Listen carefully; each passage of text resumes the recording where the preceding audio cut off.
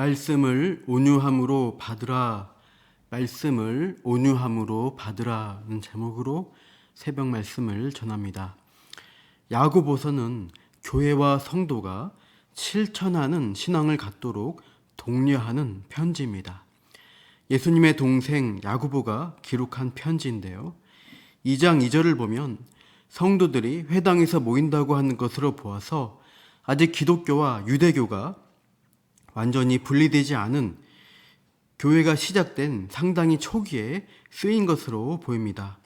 예수님을 머리가 좀 이상해진 자기 친형인 줄로만 알았던 야고보가 예수님의 부활 승천을 목격하고서 2장 1절에 밝히듯 예수님을 영광의 구주로 믿게 되었습니다.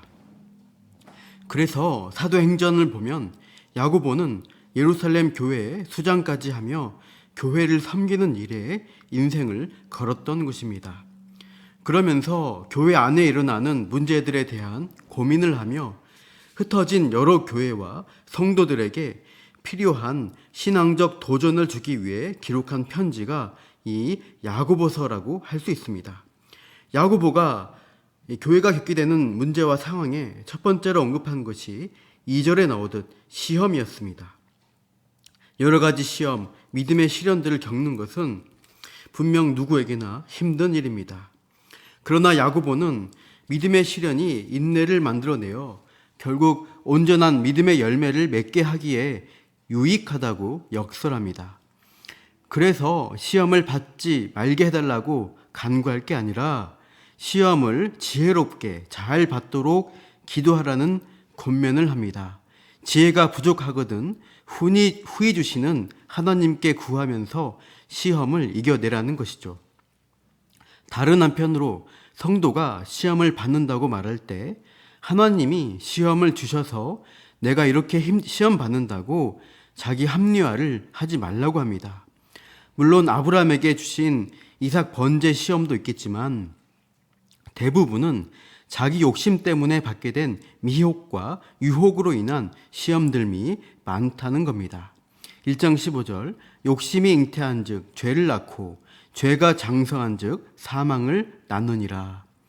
욕심으로 시험에 들었다가 죄를 짓게 되고 결국 사망을 낳게 되는 그런 악순환에 성도가 빠지지 말 것을 도전합니다. 16절에 성도들아 속지 말라고 하죠.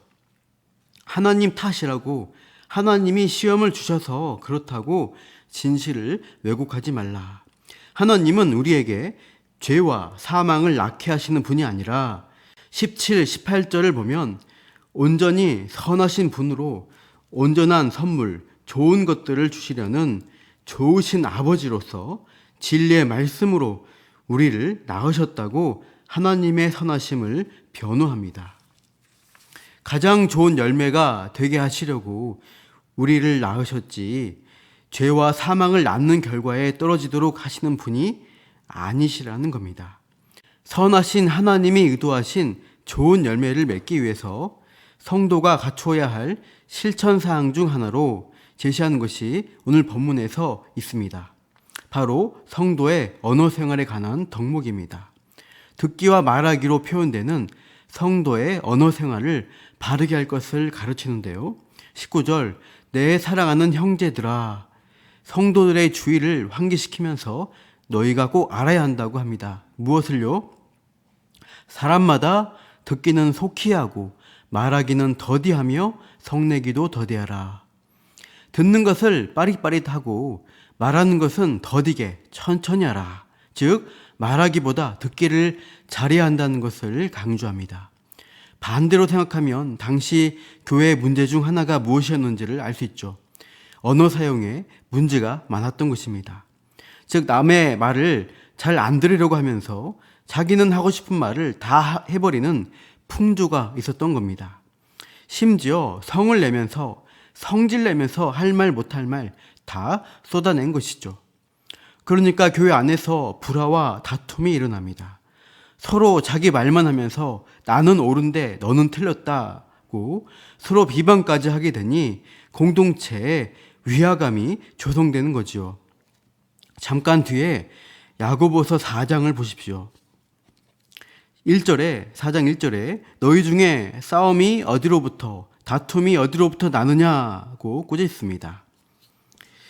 11절에 보면 형제들아 서로 비방하지 말라. 이렇게 상대방의 의중을 듣지 않고 자기 말만 하려고 하니 교회가 다툼과 비방이 난무하는 현장이 되기 십상인 것입니다. 그래서 야고보서 3장에서는 혀의 사용을 조심하라는 경고를 합니다. 작은 키로서 큰 배를 움직이는 것과 작은 불로도 많은 나무를 불태울 수 있다는 것을 비유하면서 교회 안에서 말 사용에 주의하라고 간곡히 가르치는 겁니다. 다시 오늘 본문으로 돌아가서요. 20절 보시면 말하면서 성내기까지 하는 것은 하나님의 의를 이루지 못한다고 합니다. 자기 주장만 내세우고 성내는 행위는 하나님의 의가 아니라 자기 의를 내세우는 전형적인 죄인의 표현 방식이기 때문입니다. 21절에서는 더러운 것과 넘치는 악이라고 표현합니다. 예수님이 가르치신 대로 마음속에 품은 악이 넘쳐나와서 말과 행동으로 표현되는 것이죠. 마가복음 7장 20절에서 23절에 이렇게 말씀했습니다. 또 이르시되 사람에게서 나오는 그것이 사람을 더럽게 하느니라. 속에서 곧 사람의 마음에서 나오는 것은 악한 생각, 곧 음란과 도둑질과 살인과 간음과 탐욕과 악독과 속임과 음탕과 질투와 비방과 교만과 우매함이니 이 모든 악한 것이 다 속에서 나와서 사람을 더럽게 하느니라. 말을 많이 하면서 자기 의를 내세우고 인정받고자 하지만 사실상 교만과 비방, 질투, 탐욕 등 마음속에 있던 죄악들이 넘쳐 나오는 것이죠. 21절에 그러므로 모든 더러운 것과 넘치는 악을 내버리라고 합니다. 우리 마음속에서 준동하고 있는, 요동치고 있는 더러운 죄성을 어떻게 내버릴 수 있을까요? 우리가 어떤 습관을 고칠 때도 그 행동을 하지 않으려고 애쓰면서 바꾸기가 참 어렵습니다. 대신 뭔가 긍정적인 행동을 함으로써 부정적인 것들을 줄여나갈 수가 있죠. 예를 들어 금연을 결심할 때 하지 말아야지 하면 더 스트레스 받고 강박증이 와서 담배를 피우고 싶어집니다. 담배 생각날 때 다른 것으로 대체해야 합니다. 금연 보조제를 쓰기도 하지만 운동을 하거나 차를 마시는 등 다른 긍정적인 행동을 함으로써 담배 피는 습관을 차차 줄여나갈 수가 있습니다. 마찬가지로 야고보는 마음의 악을 제어하기 위해서 긍정적인 것으로 마음을 채우라고 권합니다. 즉 하나님 말씀을 받으라고 하죠. 21절 하반절에 너희 영혼을 능히 구원할 바 마음에 심어진 말씀을 온유함으로 받으라. 우리 영혼을 능히 구원하시는 18절에서 언급한 진리의 말씀이 이미 성도의 마음에 심어져 있다는 겁니다. 그 말씀을 늘 되새기고 또 새롭게 받고 붙들므로써 마음속에 더러운 죄악과 넘쳐나오는 언행을 제어하라는 것이죠. 특히 온유함으로 말씀을 받으라고 하죠. 온유하다는 것은 보통 부드럽고 온화한 성격을 가리키는데 온유의 어원인 헬라어 프라우스는 사나운 짐승이 길들여진 상태를 가리킨다고 합니다. 우리가 흔히 생각하듯 약하고 무기력해서 이래도 좋고 저래도 좋다는 타협적인 성격이 아니라는 거죠. 당대 헬라 문화에서 고열 환자가 약을 먹고 열을 내렸다든가 뜨거운 바람이 불어오다가 상쾌한 바람이 불면 온유하다는 표현을 사용했다고 합니다. 강한 것을 부드럽게 하고 거센 것을 잠잠하게 만드는 길들여짐을 의미하는 거죠.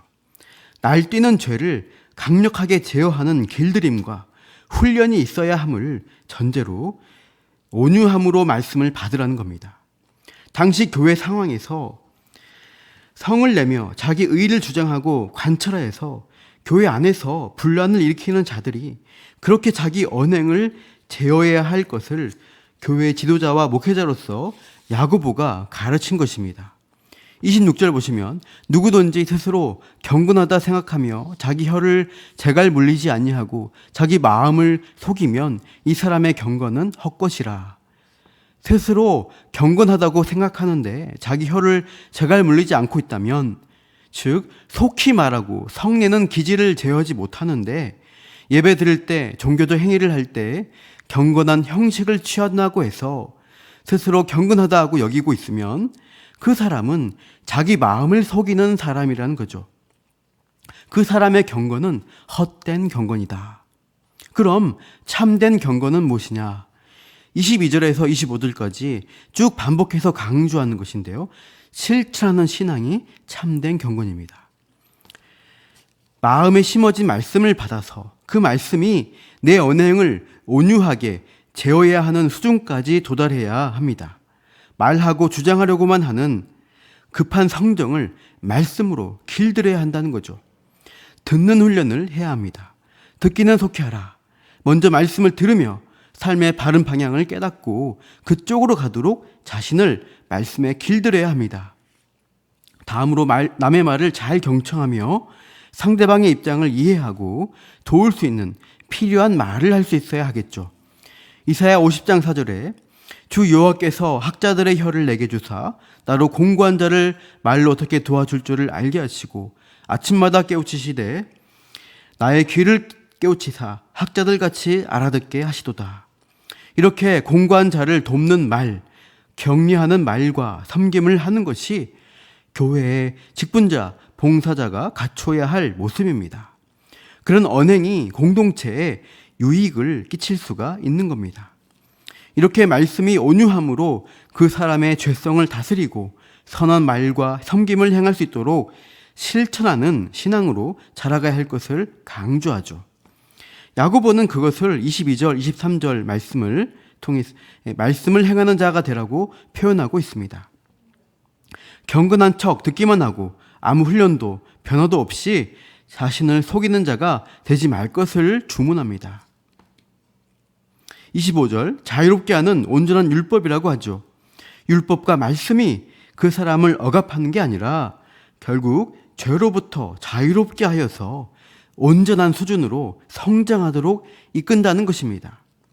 25절 하반절, 잘 듣고 말씀대로 실천하는 자는 그 행하는 일에 복을 받는 것이라고 얼마나 유익한 결과를 낳는지를 강조합니다.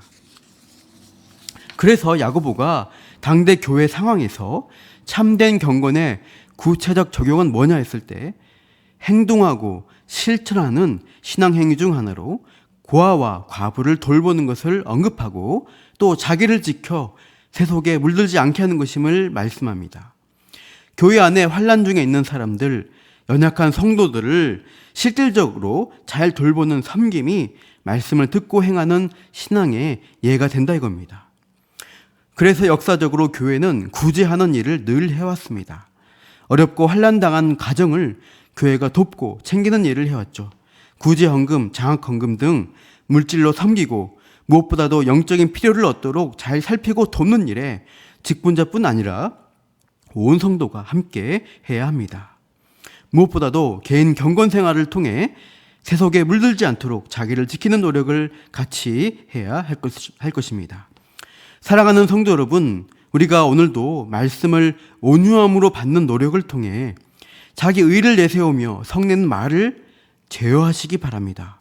반면 듣기를 더 잘하여서 지체를 잘 격려하고 돕는 언행과 섬김으로써 하나님 말씀을 실천하는 일에 함께 성장하시기를 축복합니다. 기도하겠습니다. 하나님 아버지, 오늘도 우리가 마음속에 내 죄성을 잘 다루고 제어하게 하옵소서.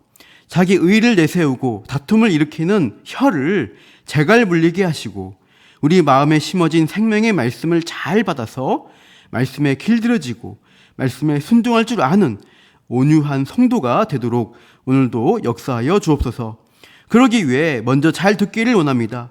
들음 가운데 믿음과 사랑과 섬김에 성장이 있도록 함께 하옵소서. 그렇게 일하실 하나님을 기대하며 예수님의 이름으로 기도합니다. 아멘.